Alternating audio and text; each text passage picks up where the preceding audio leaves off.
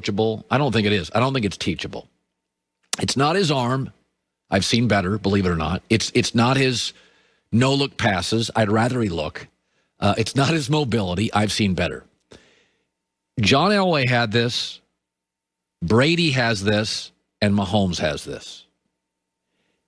Score's irrelevant. Their body language doesn't change. They're good after interceptions. They're not bothered by duress. And I'll give you an example. As great as Aaron Rodgers is, when Aaron Rodgers throws an interception in a game, just one as a starter, he's sub 500. He's a bad quarterback. His passer rating's in the mid-80s. When he doesn't throw an interception, clean pocket, better team, comfortable, he's virtually unbeatable. He's arguably the best quarterback of all time. Mahomes, when he throws an interception, is 15-4. In fact, in 5 games that he's thrown multiple interceptions, he's got a winning record there too. That's very Elway and Brady. Tom Brady threw 3 interceptions in consecutive drives on the road at Lambeau and won the game.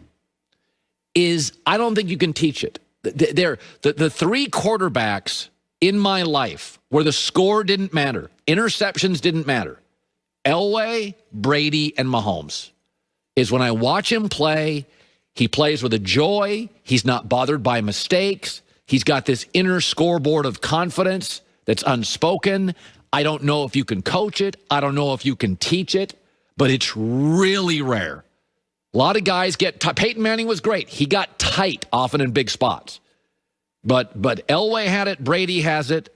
As great as Aaron is, he doesn't. And Mahomes has it in volume. Joy Taylor with the news.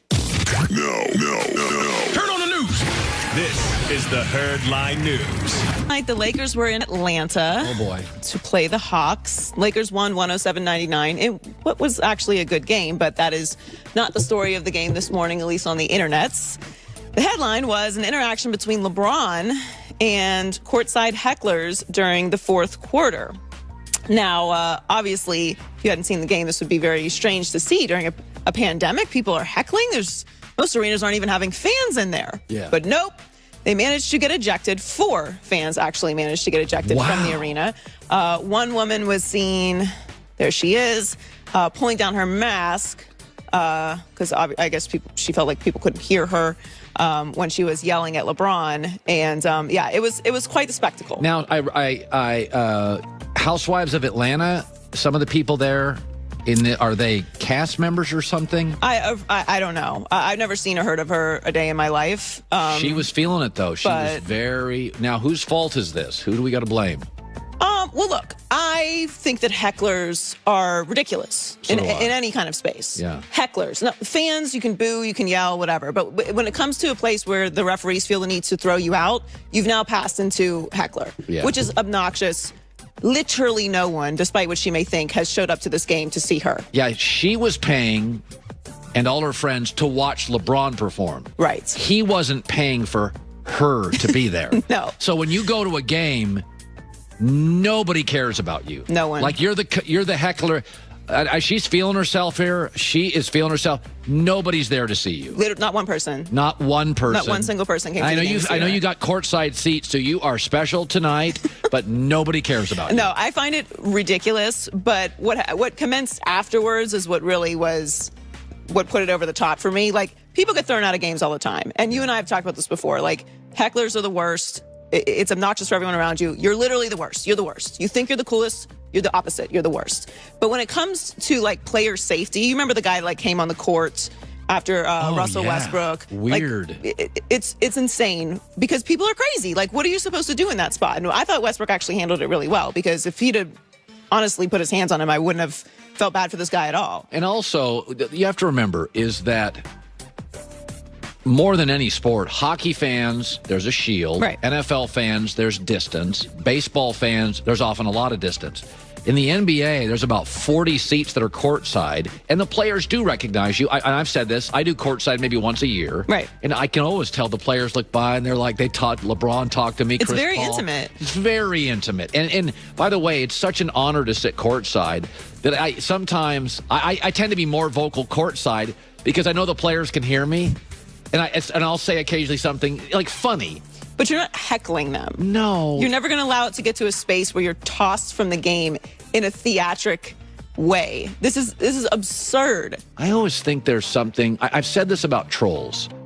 If you're on the internet trolling people, is it possible? I'm not saying this about these people, but when you're on the internet trolling people, it's a little bit of a mental health issue, right? Like, would you ever do that?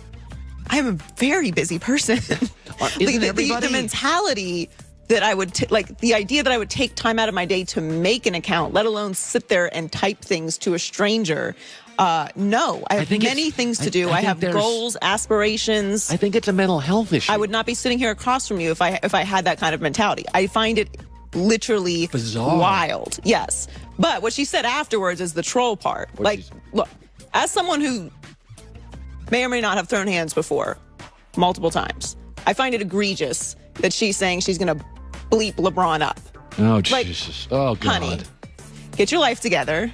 He's a 6'8", 260-pound man. And I also do not like the visual of this white girl calling LeBron the B word, and I'm going to bleep you up. It just, God. None of this. Yeah. Have a seat courtside, Karen, but not in the building because you're not allowed in. Thank you. Deshaun Watson has made it clear that he wants to be traded from the Texans. There have been plenty of reports about how unhappy he is with the organization. And Brett Favre doesn't think this is the way that Watson should be handling the situation. Kind of old school. I think you get paid a ton of money to do a certain job and just do it and let the chips fall where they may.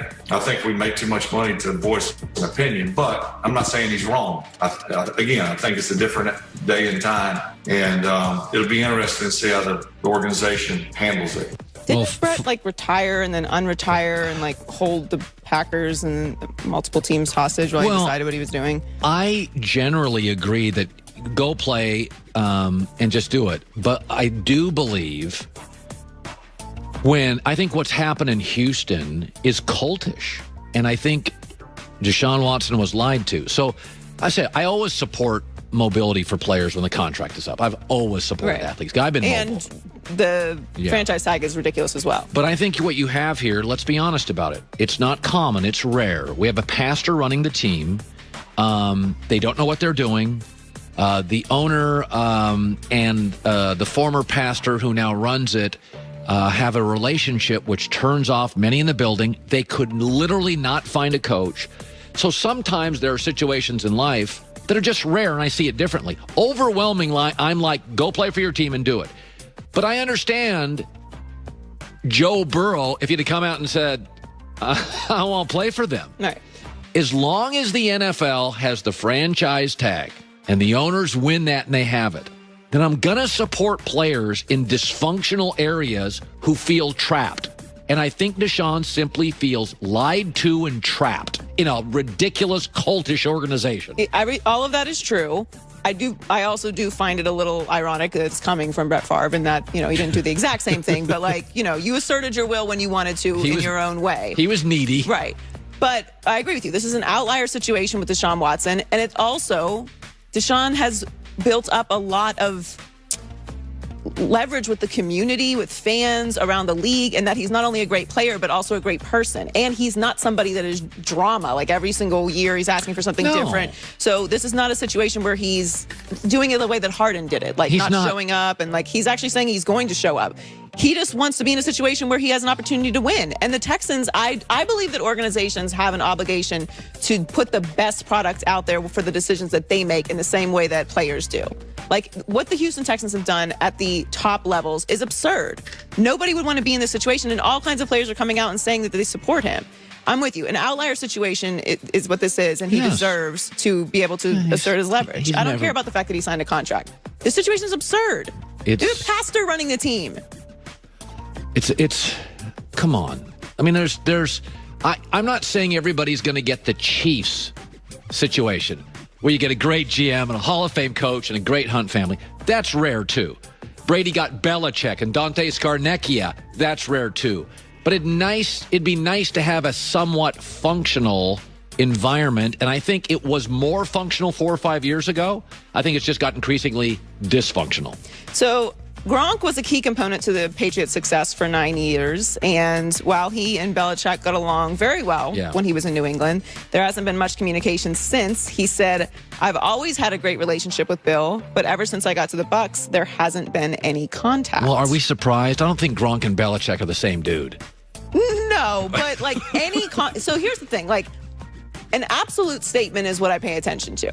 To say like, oh, we haven't talked as much, or like, oh yeah, like he texts me for my birthday or something, like, but to not have any contact is something else altogether. Now, we know this is how Bill is, right? Yes. Like, he's not a cuddly guy. He doesn't do the whole, like, relationship thing. And the reason he's able to be so cutthroat in a way, or, like, move on from players years earlier than most people think they should be moved on from, is because he operates this way. Like, he operates this way with everybody. He did it with Tom, and clearly he's doing this with Gronk.